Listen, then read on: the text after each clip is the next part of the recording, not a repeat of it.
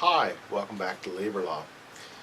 This unit, Unit 2, we're dealing with many topics regarding the legislative element of labor.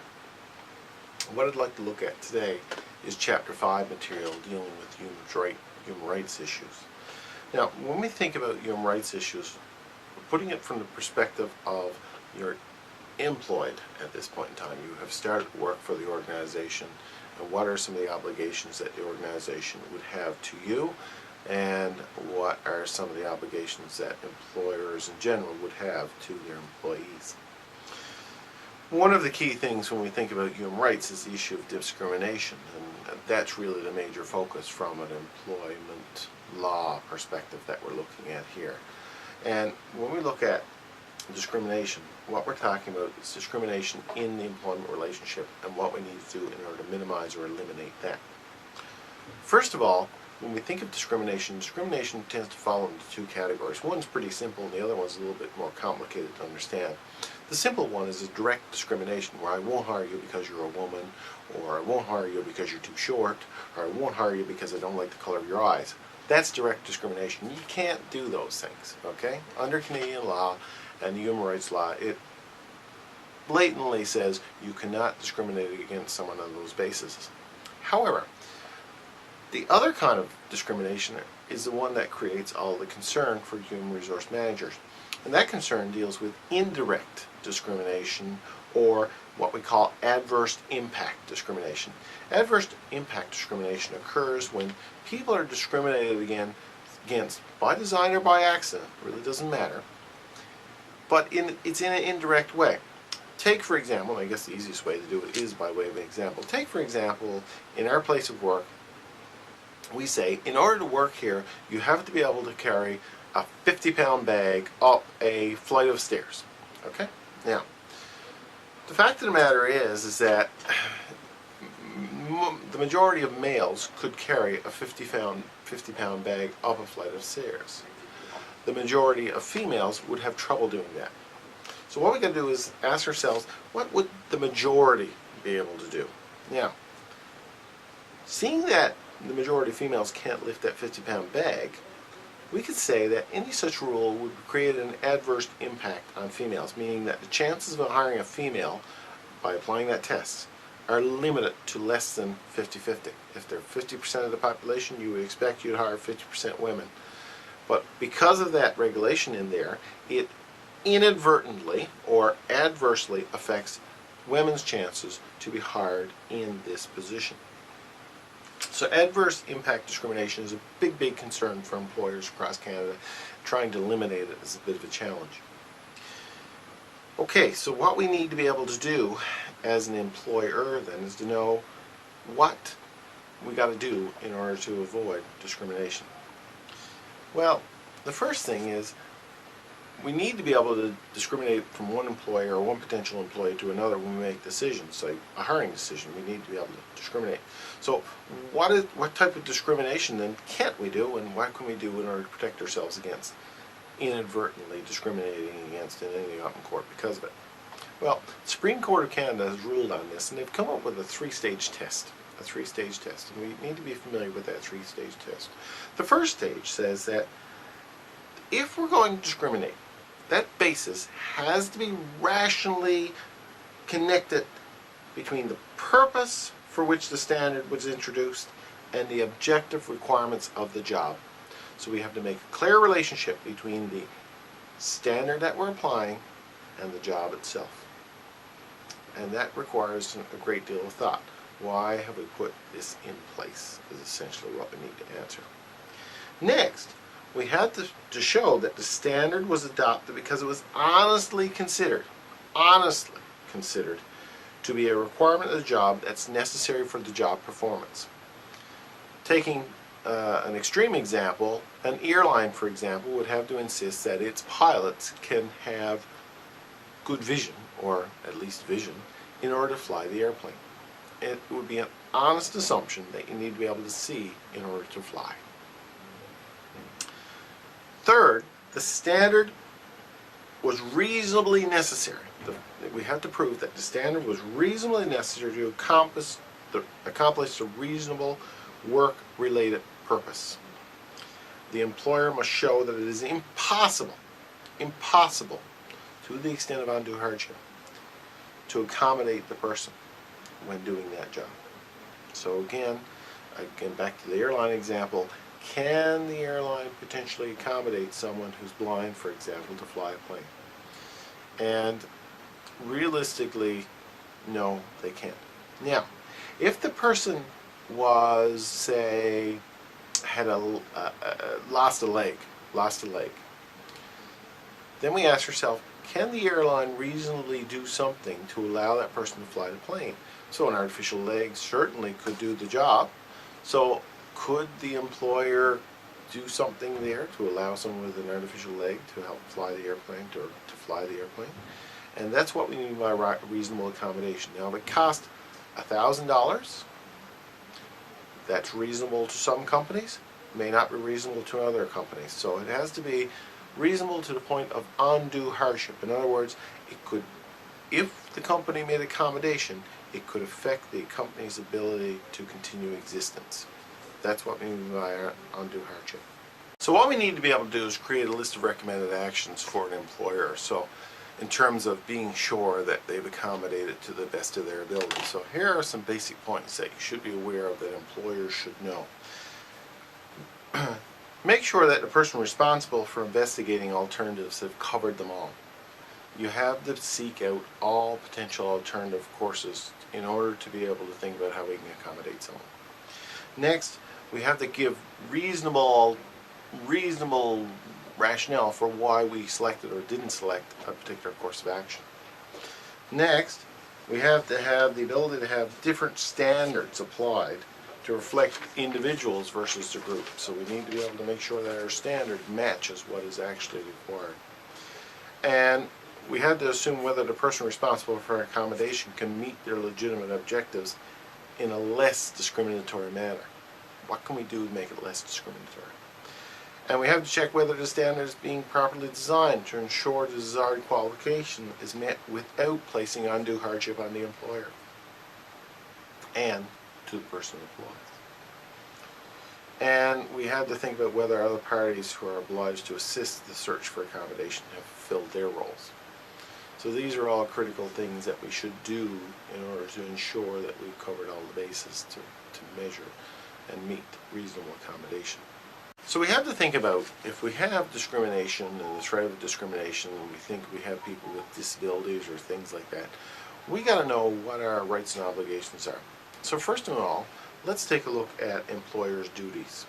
Okay, what is it the employer has to do in order to make sure that you're not inadvertently discriminating against an employee?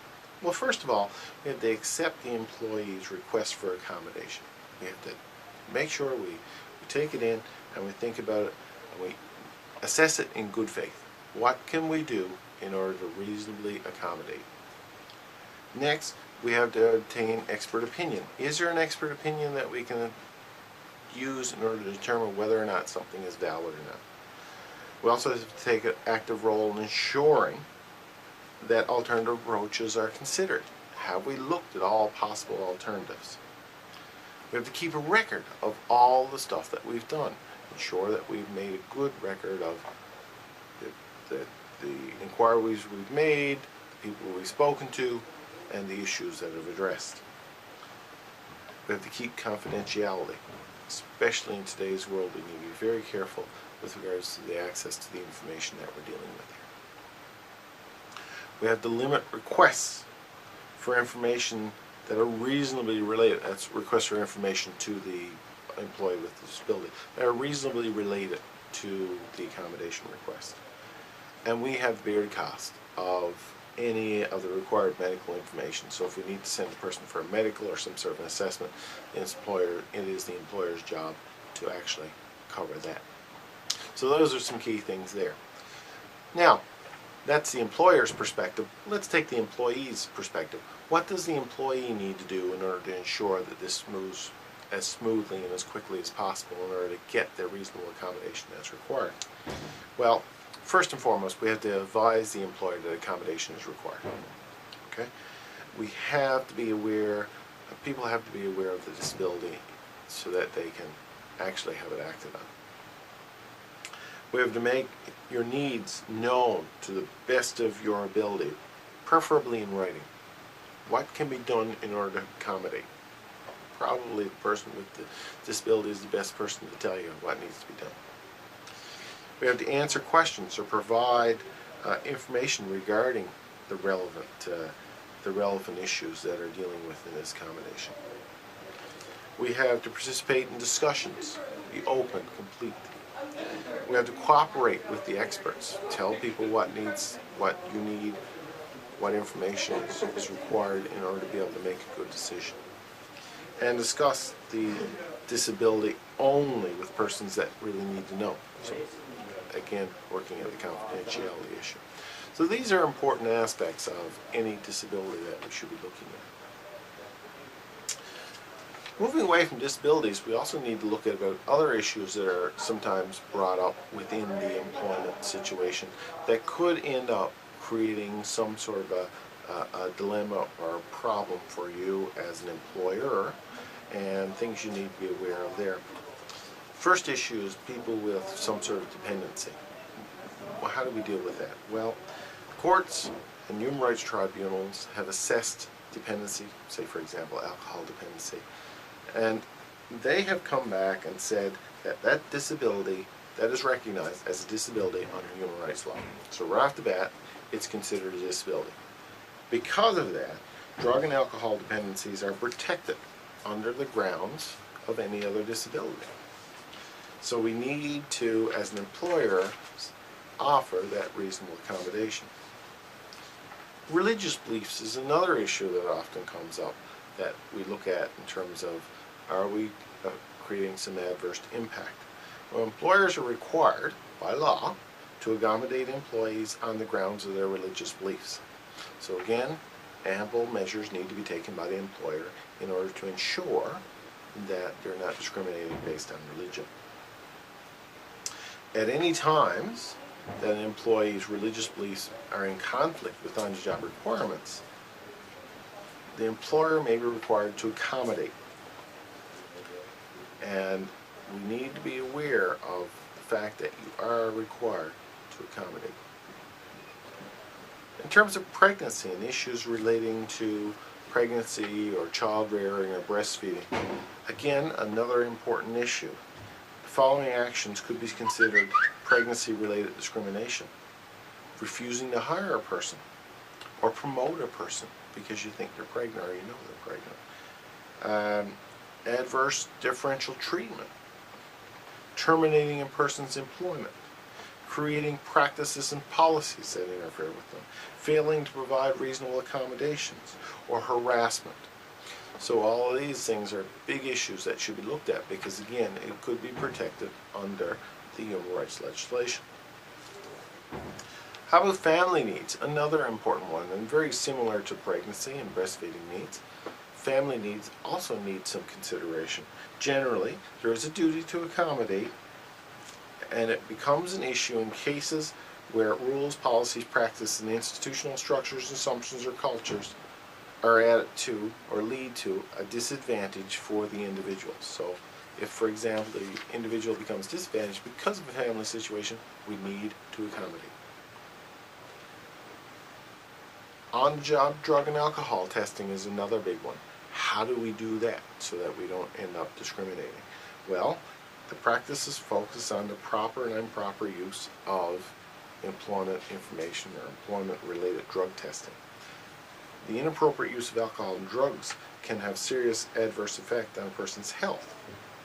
So job performance and work safety. Safety must be ensured, but at the same time, we have to ensure that the person has the ability to receive treatment and these sorts of things in order to resolve that issue. Safety's first, but we also have to consider the person.